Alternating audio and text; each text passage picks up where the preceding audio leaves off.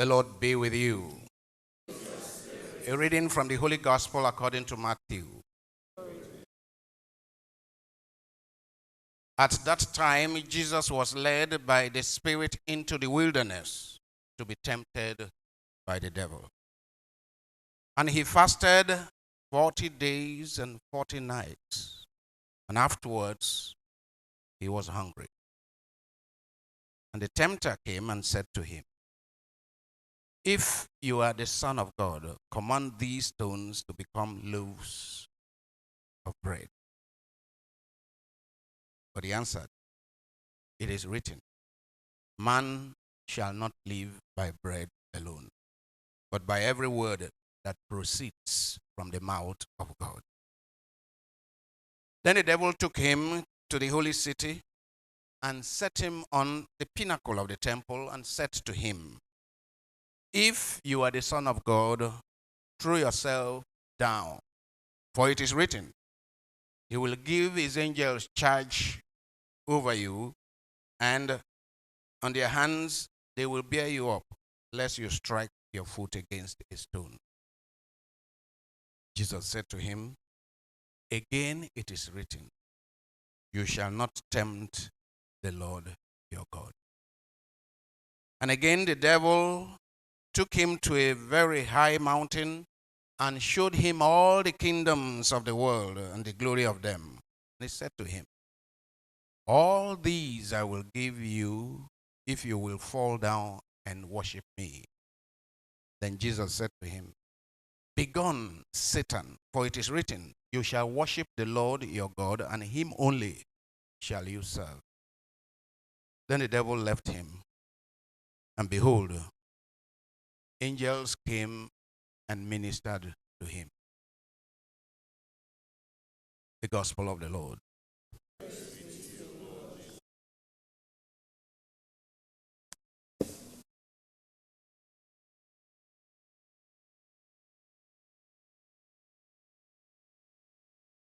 Lead questions for today. Question number 1. Why did Adam and Eve hide themselves from each other and from God? The reading told us that, or first reading told us that they hid themselves from God and from each other, right? Why did they hide themselves from each other and from God? And what does this say about the nature and the consequences of sin? Does it say anything about the nature and the consequences of sin? What does it say? Question 2. What key point is St. Paul making in Romans chapter 5, verse 12 to 19, with a discussion on the first Adam and the second Adam? Question 3. Explain the statement, "In the event of temptation, it is better to shun the attraction than to struggle with the trap." Akako. In the event of temptation, it is better to shun the attraction than to have to struggle with the trap. Question 4.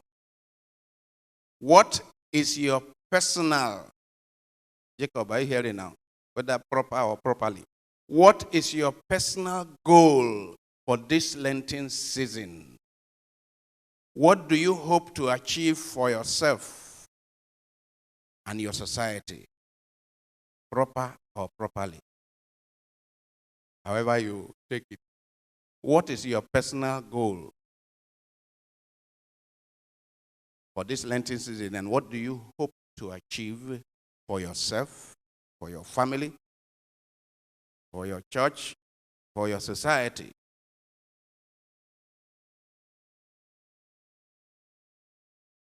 Bishop. Let's answer 2. Question 2, yes. What key points is St. Paul making in Romans chapter 5, verse 12 to 19, with the discussion on the first Adam and the second Adam?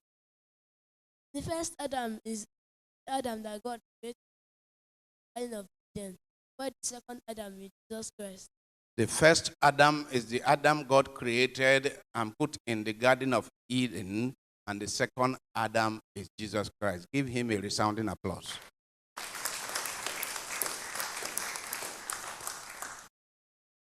Point. The first Adam was the one who brought sin into the world when he disobeyed God. But the second Adam is the one that brought life to the world, so that even though first Adam disobeyed and all men became sinners, second Adam obeyed, And so all all men became righteous. justified. Give him another applause. That though the first Adam disobeyed, and on account of the disobedience of the first Adam, all men sinned and are on the way to damnation, the second Adam did something, obeyed. And on account of his obedience, even to death on the cross, all men have a chance of salvation. Give him a round of applause. Yes, Louis. I want to attempt number 3. And Father, in answering the question, I just have a scenario. Just like when I was praying for marriage, went for marriage class, and we're told that while we're praying, like me as a man, while I'm praying for marriage, and while I get into marriage, it's better to cut off from some certain female friends, or rather, don't be too close with some certain female friend. Close with or close to? Okay, you are not sure whether it's close with or close to. Yes. Close among. Yes. So don't be too close to certain female friends besides your wife. And you might say, no, I can be close to certain female friends. Nothing will happen. Don't worry. I will be close to. So I think that scenario just... And how has it happened since you got married? You have not been close to... I tried. I've tried not to get close to. Okay, and close too with... close to any female friends. Of course, okay. I can speak with female but friends. You get close to, not too close. No, I don't get too close. Okay, now answer the question directly. Yeah, so the question, to answer the question, it's best to avoid the situation than to think that you can deal with it. Although you can struggle with the trap, meanwhile, you can go through the situation and still avoid the temptation and overcome the temptation. But if there's after the trap has held onto your head. Yes, you can overcome the temptation. After the trap has held onto your head. No, it will be the difficult. Remaining will be pieces. So it will be difficult. So if there's an option for you to avoid the temptation, it's best to go that route. Okay, it's best to avoid the temptation. Give him a round of applause. Better not to be close among or close to or close with anything that is temptation. Okay. Yes, Helen. Question number 1. Yes. Why did Adam and Eve hide themselves from each other? God. They hid themselves because they realized their nakedness, had sinned. Yeah, you are experiencing this matter. So you know that. Father. Yeah. You are 60. How many? You have more experience than many people here. So, yes. Yes. So they hid themselves because. Why are you shaking your head? I too am in my 60s. I'm experienced. Actually, Father, it's true. Yeah. So they hid themselves, one, because they had sinned. They had sinned. Next, they realized their nakedness. They realized their nakedness. And what does it say about nature consequence? The nature of sin is that sin is ugly, sin disfigures you, and the consequence is that it alienates sin is you. ugly. Yes. Sin makes you ugly. Yes. Okay? Because part of the reason why they hid themselves is because they didn't like what they saw. Sin renders us ugly. Okay? The consequence is that it alienates us from God. It alienates us from God. Please give her a round of applause. Father, when you said alienates us from God. I'm not Yes. experienced in it, but when I was younger, Don't worry. they Don't were- worry. Don't worry. You just go ahead. Yes. there were certain things I did that made me feel I couldn't go out in the public because I felt I was so ugly and people were looking at me that God had cleansed me, that had gone into a dirty pit and so on. And luckily for us Catholics, we have the sacrament of confession, Reconciliation. reconciliation. And that cleanses us from sin. And that is why this period of Lent, we all have sinned and fallen short of God's glory of God. That is, you But- see, exactly Yes. because of what you have quoted, Romans chapter 6, verse 23. Yes. All have sinned and fallen short of the glory of God. Don't worry, if they tell you you are experienced, give her a round of applause. Yes, Chidebere. I mean, Chidebere is experienced, and he doesn't argue that he is experienced in this matter. Right? Yes, but I'm not as experienced as Helen.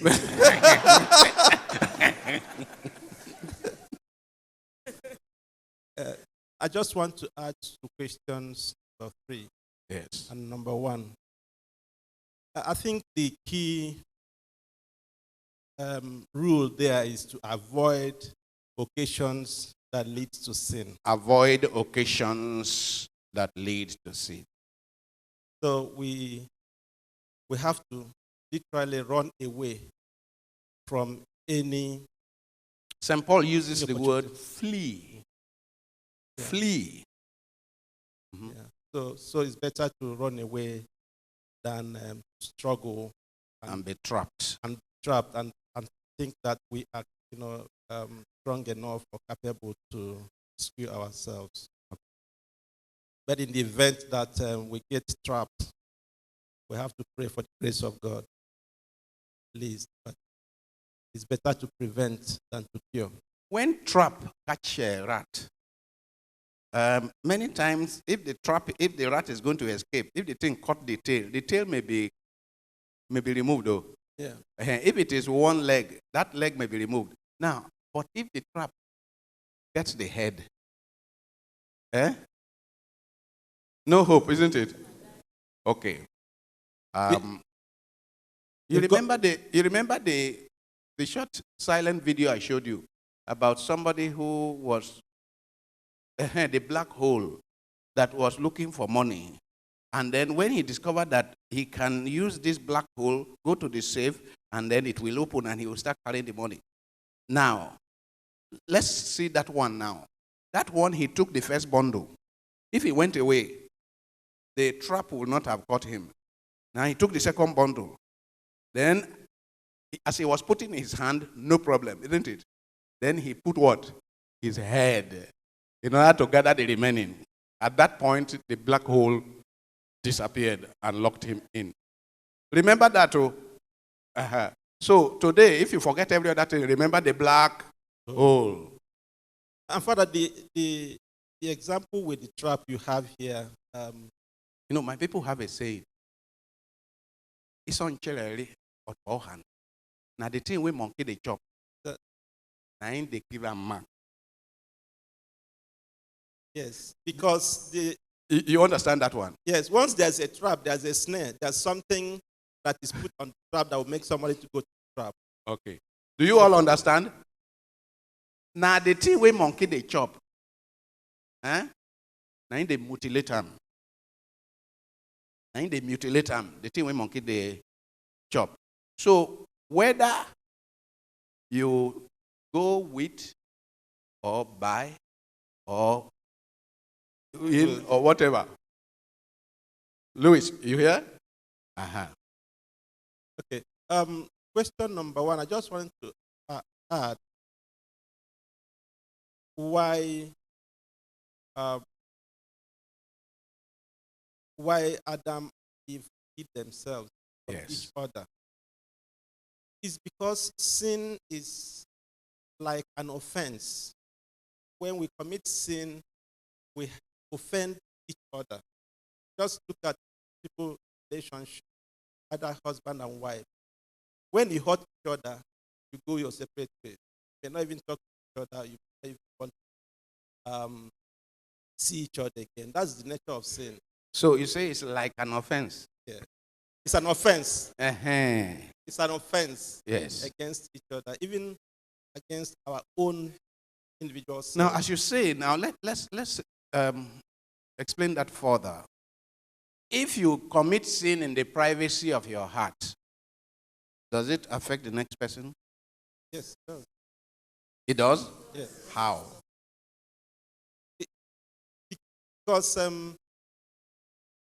you will not be able to, you've broken the bond, between you and that person.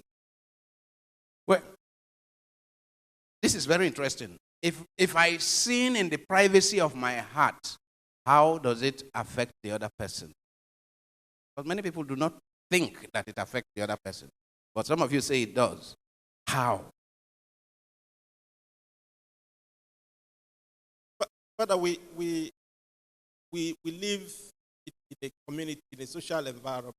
I think your daughter has a better answer. Your daughter wants to help you. Father. Yes.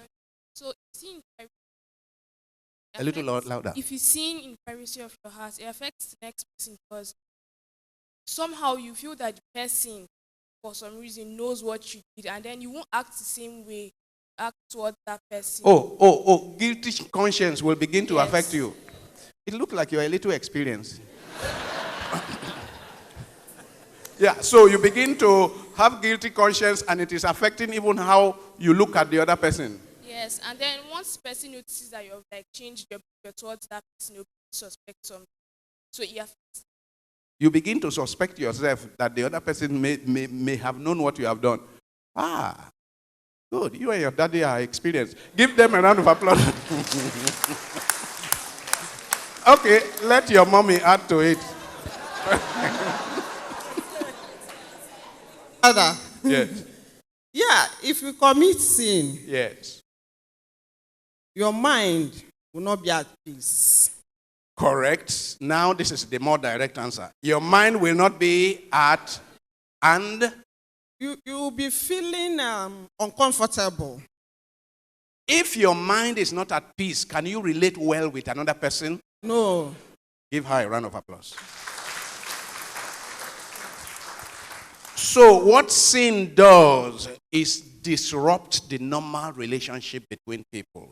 Because sin does some disfigurement in our hearts. And when our hearts are not in order, we cannot relate well with the other person. So even the sin I commit in the privacy of my heart definitely affects those around me because my heart is poisoned. Sin poisons my heart. And if sin poisons my heart, and acts of generosity, of kindness, of consideration, of compassion, they come from the heart, isn't it? If my heart is poisoned, will it be able to relate well with others? Mrs. Sibe is very experienced. Give her a round of applause.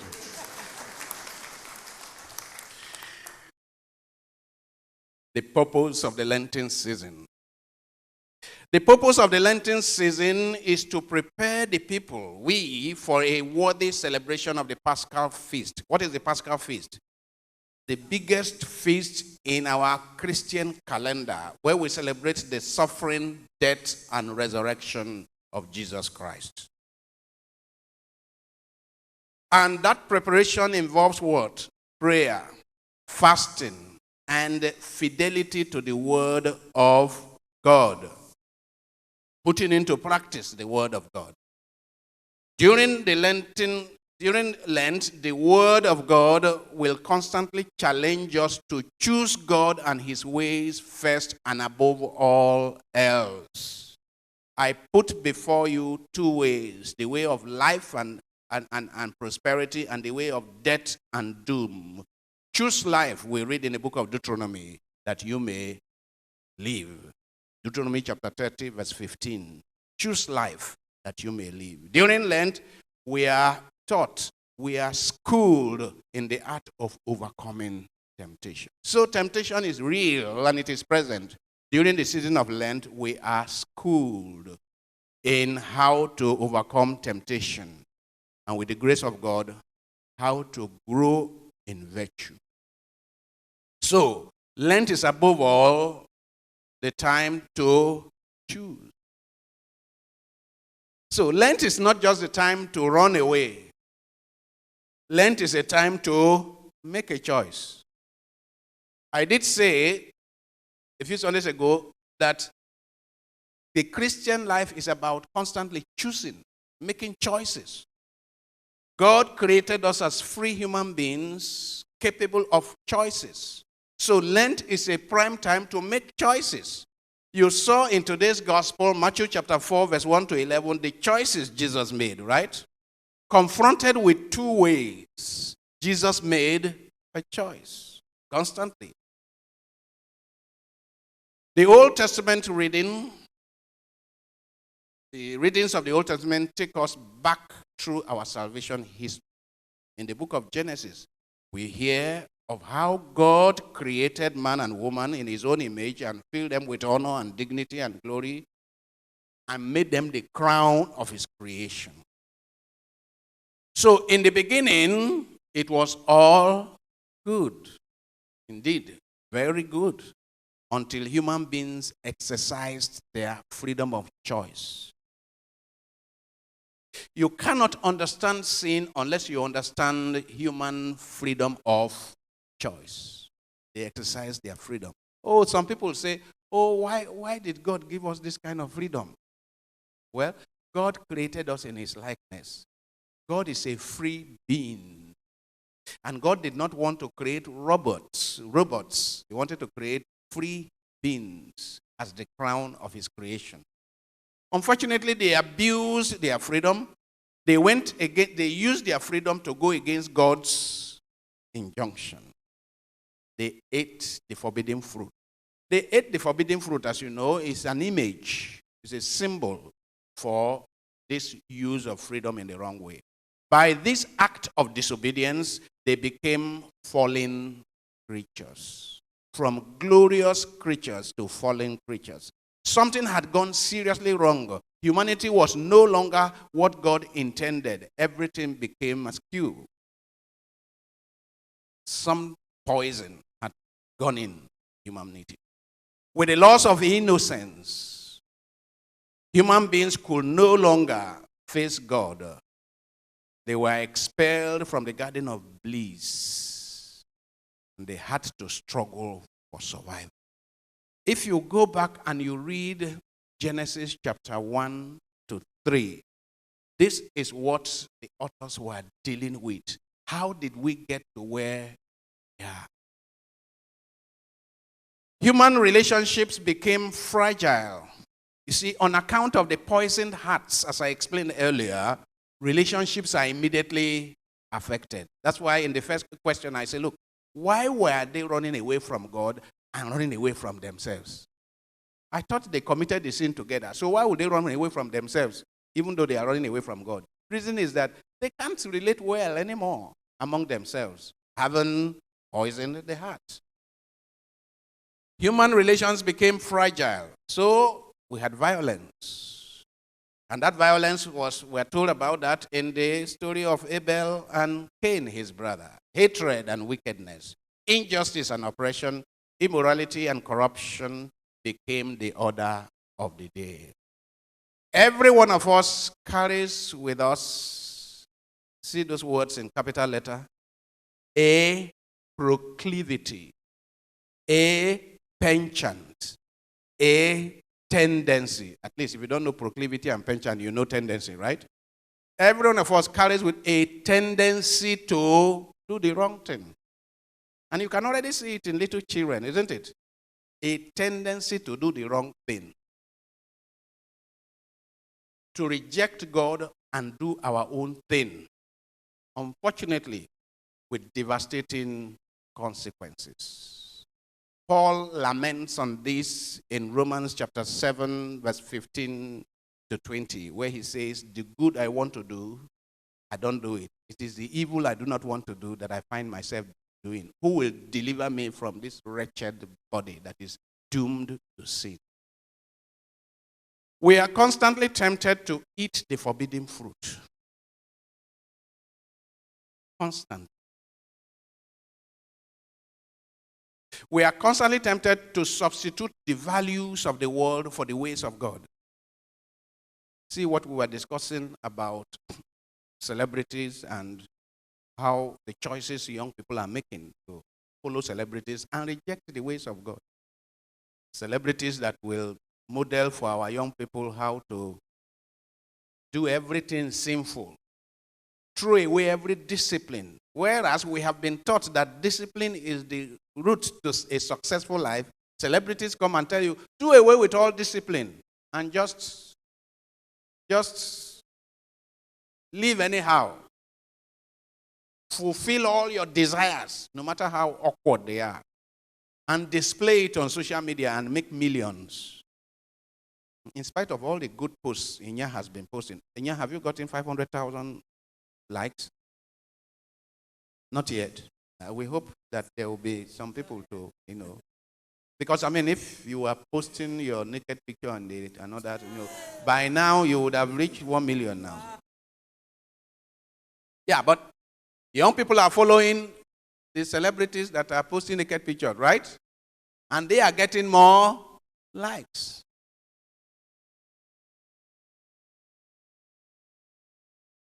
Even people in this chapel, I must tell you, some people in this chapel, many of them are not interested in those your kind of posts. There are people here that when they finish, they go and be looking at posts of the kind of things we are talking about, but not look for posts of your kind and my kind. Isn't that a problem? They are using their freedom of choice. But unfortunately, as I said, this freedom of choice, use it wrongly, it has devastating consequences. I mean, I see posts that Bishop puts out every day. Bishop, have you gotten 1 million? I mean, if you put the kind of things young people want, then you don't need to be doing all this wahala. You'll be rich, made for life. But you are putting the right things, and those are not the ones how to work hard and make it in entrepreneurship. Those are not the ones they are looking for. Why do they have this penchant? Why do they have this proclivity? Why do they have this tendency? It's not difficult to explain. Because we are of a fallen nature. Yes, we have constantly the temptation to substitute the immediate and the attractive for the will of God. We know, human beings know that all that glitters is not gold, isn't it? But we're constantly attracted to what glitters. Oh, not all that glitters is gold. Tell that to the whatever. But we are attracted to what glitters. We are constantly tempted to substitute the expedient for lasting happiness. What is expedient? What works? What works in the present moment? To use our gifts and talents and resources for selfish purposes. Constantly tempted. We are tempted to exploit others for selfish ends, to misuse our positions and privileges to further our inordinate ambition. We are tempted to cater excessively for our bodily comfort, for our bodily pleasure, with no thought of self-restraint, self-denial. St. Paul tells us in Galatians chapter 5, verse 23, he lists self-control as one of the fruits of the Spirit. Self-restraint. Without self-restraint, you can't have a successful life. But we have a constant temptation to give our body license to do as our body pleases. Yes, to substitute the superficial for the real. Yet, we remain responsible for our choices. Amen? We remain what? Responsible. There is that proclivity, there is that penchant, there is that, strong tendency but we are still responsible for all our choices. Because temptations are only a suggestion. Temptations are suggestions for us, either to accept or to reject God's friendship. Temptations are not a coercive force. They are just suggestions. In every temptation, we are called to make a personal choice for or against God, for or against love, for or against life, for or against generosity, for or against discipline. Do you understand? If only we can remind ourselves each time that this temptation is only a suggestion. It's not. And I have to make a choice. I put before you, Deuteronomy says, life and prosperity, death and disaster. Choose life that you may. So, can we read it? Temptation is only an invitation, not a compulsion. Let me tell Louis. Ebenezer, let me tell him that temptation is only an invitation. And if you are invited, you can reject the invitation. Let me tell him. Okay, tell your neighbor, everybody. Temptation is only an invitation, not a compulsion. It is the strong urge to have something or to do something which gives instant gratification or immediate pleasure, but which you know is ultimately bad. I mean, people face it in their kitchen every day, on the dining table every day, right? When you open your fridge every day, something that is attractive, but that is not good for you. Good in the mouth, but bad inside the stomach. So good in the immediate, but ultimately bad for you. And we read this one. Temptation is the feeling we get when encountered by an opportunity to do what in our conscience we know we shouldn't. Temptation is the feeling we get when encountered by an opportunity to do what in our conscience we know we shouldn't.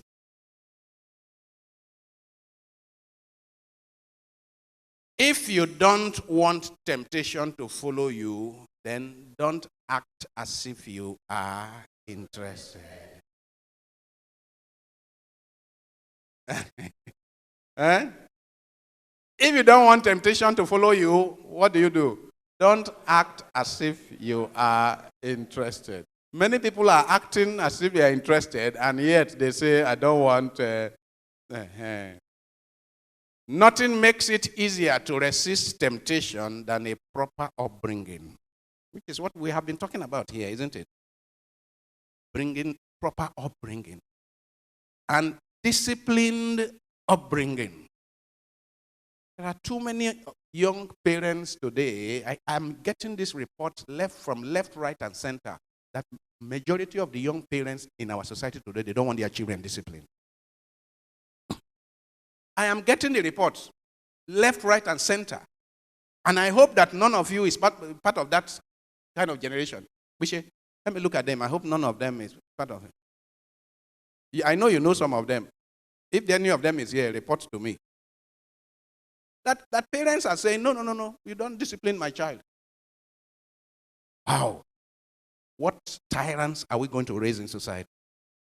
What idiots are going to be raised in society if parents do not discipline them? Look, the fallen nature of the human being is such that if you do not discipline the child, he will be wild.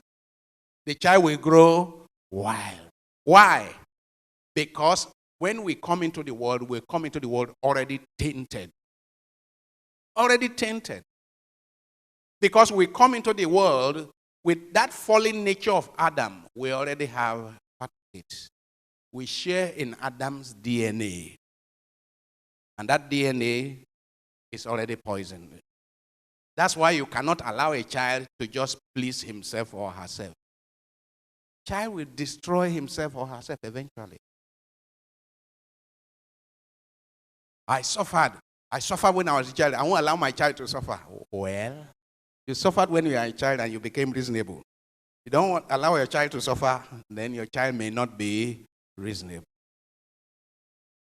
The way it works, it's like a mystery, but the way it works, suffering and pain, we don't like it. But suffering and pain, they are the things that give birth to successful life. There is not one successful human being who never went through some suffering. Not one. If you know one, tell me. Take the biographies of some of the most celebrated human beings in history and read them. And you discover that what bore fruits more in their life are not the good times. It is the painful times that bore fruits of success. I think it is Friedrich Nietzsche who said, if it does not kill you, it will make you stronger. Right? If it does not kill you, it will make you stronger. So, proper upbringing, sound set of values, and regular practice. What does that practice mean? Regular practice in discipline, regular practice in values and virtues.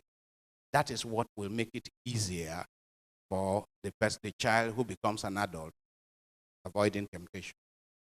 Temptation is stronger in the mind of people who are in doubt, but prayer makes it weaker. Prayer makes what weaker? Makes temptation weaker. We gain the strength of the temptation we resist. Emerson says. Can we say it together? We gain the strength of the temptation we resist. Do you understand that? The more you resist a particular temptation, the stronger you are over that temptation. The next time, it will not have the weight over you as it had the last time. And as you keep resisting, you keep getting stronger in that area. Understood? Next. He who resists temptation is not a man. He who cannot resist temptation is not a man. He is wanting in the highest attribute of humanity. The reason is that it is animals that act by instinct. Human beings don't just act by instinct. Without discipline, we act like animals. Aha. This is not the Nigerian kind of trap or rat. Overcoming temptation. We must learn to respond to temptation by rejecting evil at its mere suggestion. At its mere suggestion. So, as Lewis says, better to shun the bait than to struggle with the snare. So, at its mere suggestion, temptation should be rejected. This is the example that Jesus gave us. Now, how did Jesus do it? Jesus' example. At the beginning of his ministry, Jesus was led into the desert by the Spirit. He fasted for 40 days and nights and had a critical encounter with evil forces. He was tempted by the devil, who capitalized on the human instinct for sensual pleasure, wealth, and power. These are the things that bring us down. What are they? Sensual pleasure, wealth, and power. Jesus did not play around. He did not fool around with temptation. He dealt with each one. How? Swiftly and decisively. Again, how? he does triumph over Satan on each count with the following words, scripture. 1, man does not live on bread alone.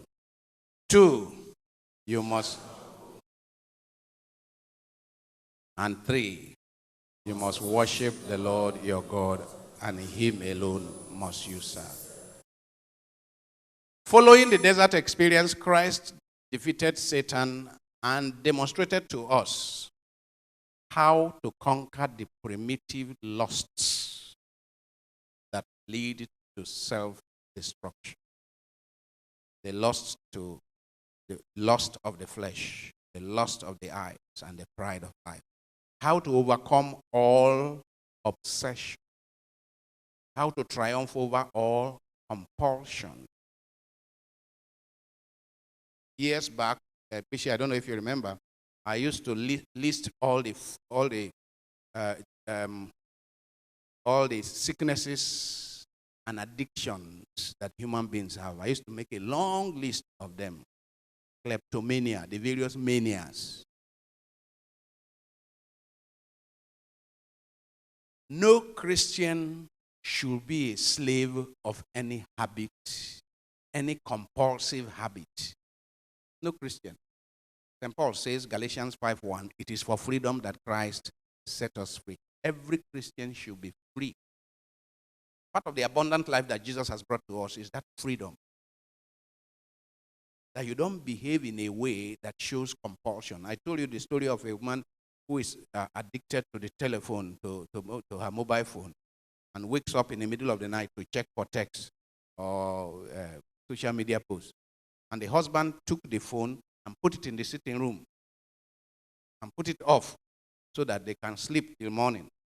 By 2 a.m., when she thought the husband was asleep, she got up, tiptoed to the sitting room to go and put off her phone. Once she got there and held the phone, the man jumped out of bed and said, what do you think you are doing?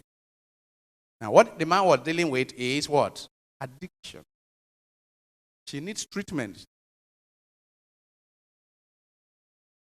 Addiction. And unfortunately, many people are getting addicted, isn't it? Many people are getting addicted.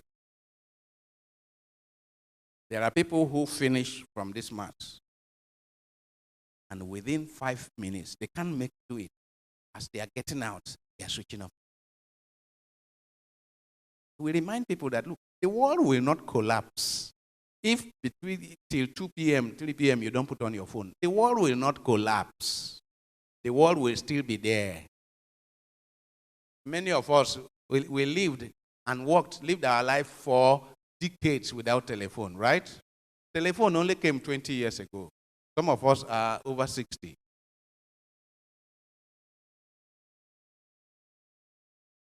I still remember my sister was in Kano. My sister was in Kano when I was in the US. Felicia, how often did I used to call you? Once a month or once in 2 months.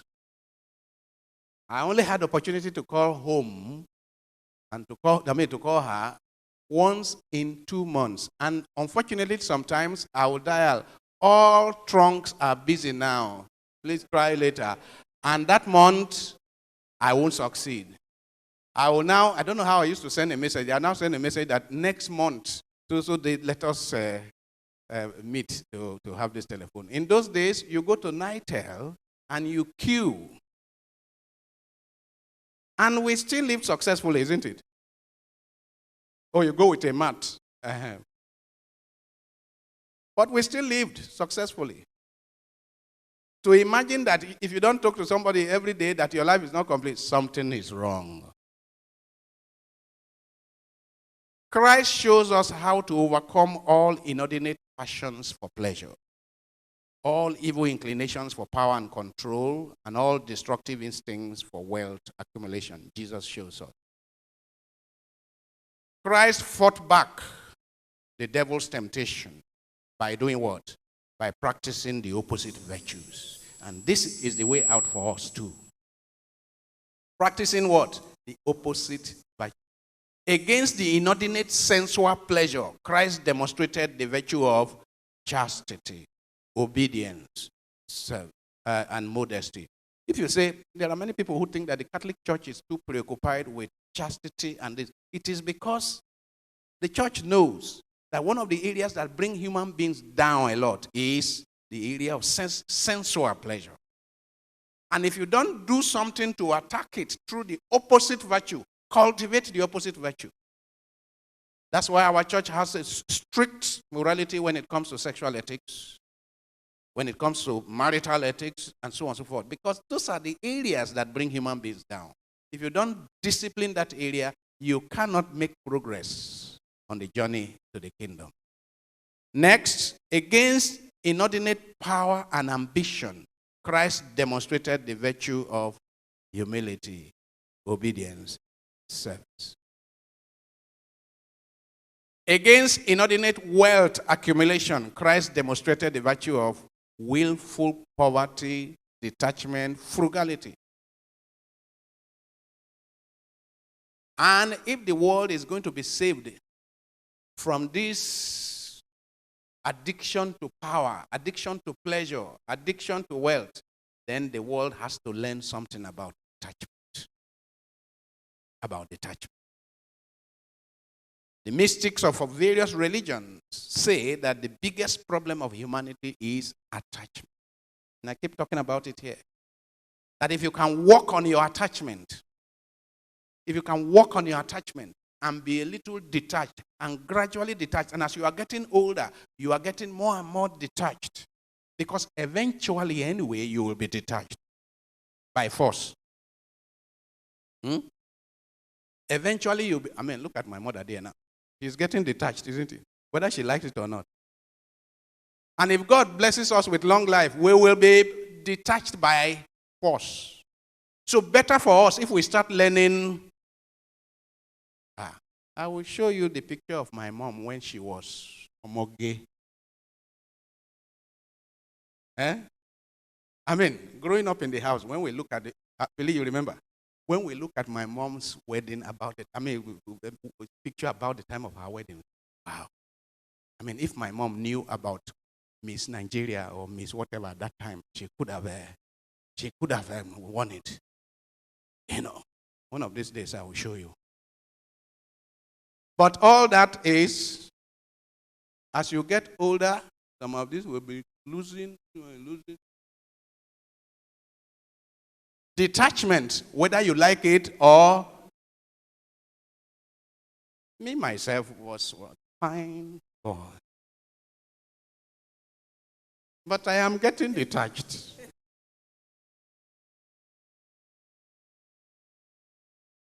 Lent is the most auspicious time, therefore, to reflect on and live out key elements of Jesus' experience in the desert. To celebrate the vicarious suffering and death of Jesus in a very special way. And it is time to reflect on the destructiveness of sin. I am happy that Chidibere's family, Chidibere, wife, and daughter, they were agreed today on the destructiveness of sin. Abi Chidebere. So there's no question of going to explain to any other person. All we need you to do now is to call the neighbors in your estate and explain the destructiveness of sin with one voice, isn't it? There will be no contradiction, isn't it? One person will not contradict the other because they are agreed on the destructiveness of sin. May we all be agreed on the destructiveness of sin. It is a time to preach more passionately repentance from sin and conversion to Christ. It is a time to make reparation for our individual and social sins and to conquer selfishness, pride, greed for money, and lust for pleasure. It is a time to train hard in the practice of virtue. Lent provides an opportunity for us to do what? To take a trip into the wilderness of our lives. And you need silence for that, don't you? That's why we cannot be on the phone 24 hours. We need silence to take a trip into the wilderness of our life. 2, to leave our past behind and to begin again, to start anew. 3, to sow seeds of God's word and reap the abundant fruit of Easter, and to train in discipline, to grow into spiritual maturity, and to emerge stronger, ready for victory. Lent is a time to confront the reality of human depravity with the truth of Christ. It is a time to confront the world of wealth, power, and inordinate ambition with Christ's message of poverty and humility. Lent is a time to confront a world degraded by promiscuity and rampant immorality with Christ's message of chastity, purity, and modesty. And it is a time to remind all believers that by dying on the cross, Christ has set us free, and so we have no business remaining slaves of sin. In Nigeria, Lent is the appropriate time to confront the contradiction of our rampant religiosity side by side with widespread. That's always been a problem, right? It is a time to confront the evil of male chauvinism and the subjugation of women. It is a time to confront ethnic bigotry and long-lasting ethnic antipathy. It is a time to confront our social indiscipline and our predilection to lie, our penchant to lie, our proclivity to lie, to cheat and to deceive. It is a time to confront our corporate abuse of the poor, neglect the common good. This is a time. Yes. So, Jesus says, if the Son sets you free, you shall be free indeed. John 8:36. Jesus came that we may have life and have it more abundant. St. Paul says, can you read?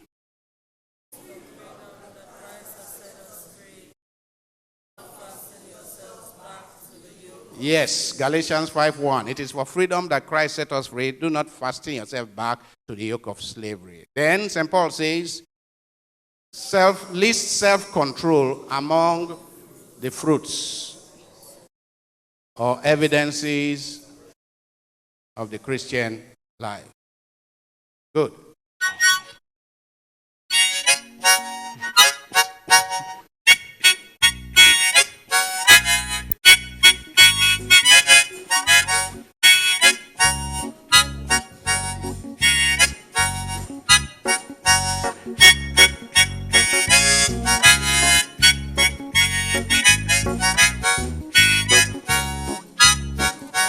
Time of joy, time of grace, time when hearts are then set free, time to heal the wounds of division, time of joy, time of grace.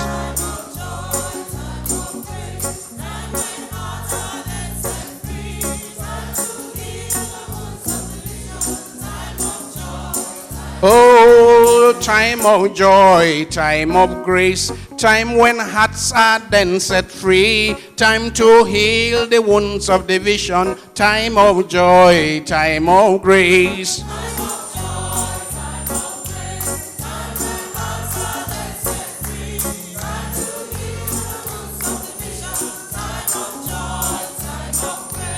Open your hearts to the Lord. Begin to see the mystery of love that God sent to the cross. Oh, time of Lent is time of grace. Time of joy, time of grace, time when hearts are then set free, time to heal the wounds of division, time of joy, time of I say, open your hearts to the Lord. Begin to see the mystery of love that led God's Son to the cross. Oh, time of Lent is time of grace.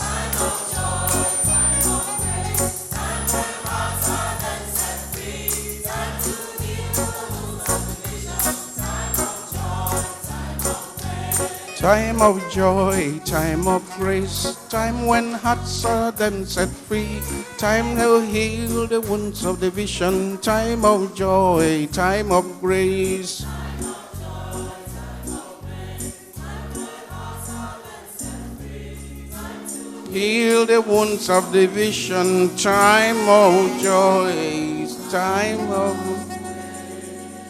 Heavenly Father, we thank you, we praise you, we glorify your holy name for your many blessings. Thank you for your love and your goodness. Thank you for today, the first Sunday of Lent.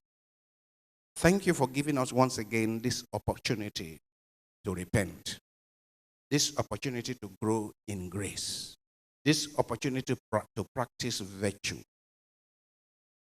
in a very deep manner. Lord, bless all our devotional activities during this Lent. Bring us closer to yourself, for unless you build a house, the laborers labor in vain. We know we grow in spirit only by your grace. Give us the abundance of your grace during this season. Protect us from all harm. Keep us the shadow of your wings as the apple of your eye.